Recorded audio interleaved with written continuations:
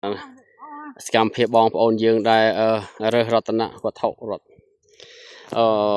ដែលធ្លាក់មកពីឋានសួគ៌ដែលទេវតាដែលព្រះអង្គប្រទានណាឥឡូវច្រើនណាស់បងប្អូនអូសិតត្បូងពេជ្រសិតត្បូងនេះពេជ្រអូដល់ហើយមកសានេះទៅជាមានធំចៃលែងអស់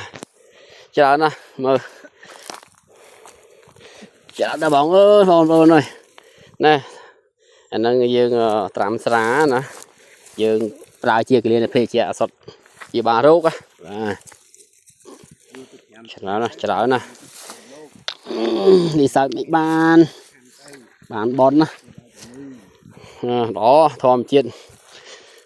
គឺថាថ្មីស្រស់ក្តៅហើយទៅធ្លាក់មកពី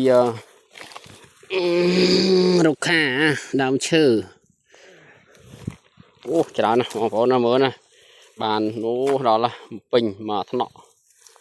ច្រើនណាស់អូជួយរើសគ្នារើសបានយកមកហ្នឹង